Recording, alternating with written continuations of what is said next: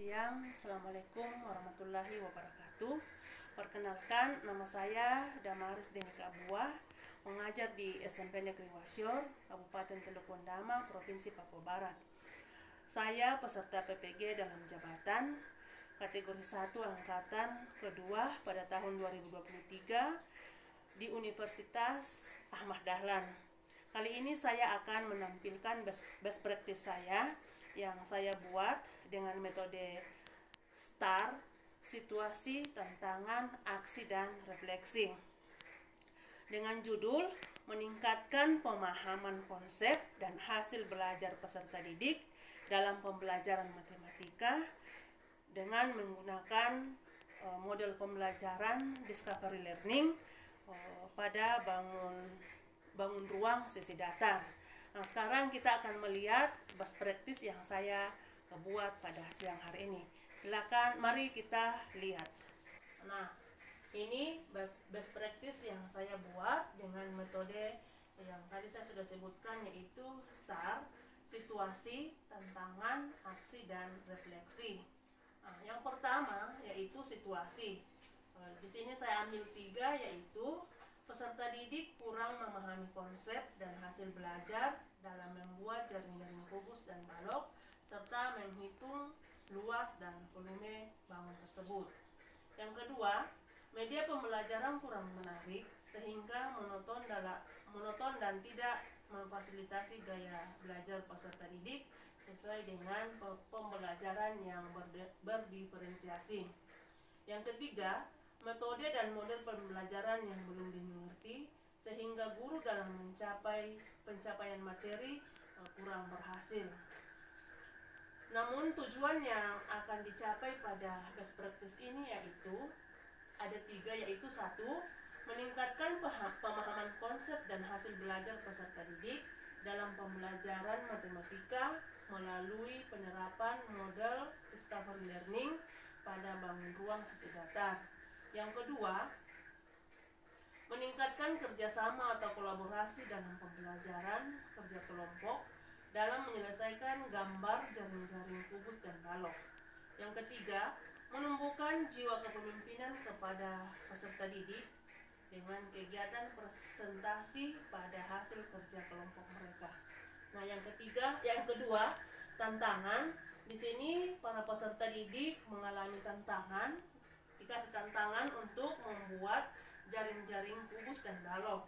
Nah, kemudian mereka akan mendapatkan suatu rumus, yaitu luas dan volume kubus tersebut.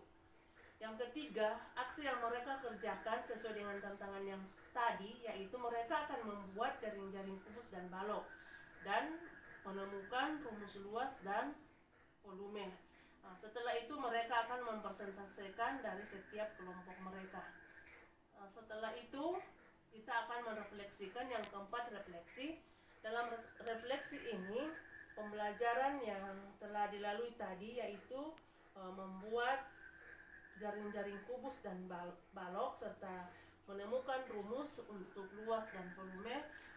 Dari hasil pekerjaan mereka akan mendapat peningkatan, yaitu baik di dalam penilaian sikap meningkat, penilaian pengetahuan juga meningkat, dan menilai keterampilan juga meningkat karena mereka langsung mempraktekkan pembelajaran tersebut. Nah, dampak penggunaan media pembelajaran yang bervariatif yaitu 4. Yang pertama, mengoptimalkan potensi peserta didik dalam proses pembelajaran sehingga apa yang telah dipelajari lebih bermakna. Yang kedua, proses belajar mengajar terlaksana secara student center dan lebih menyenangkan. Guru hanya sebagai fasilitator untuk mencapai pembelajaran yang berdiferensiasi.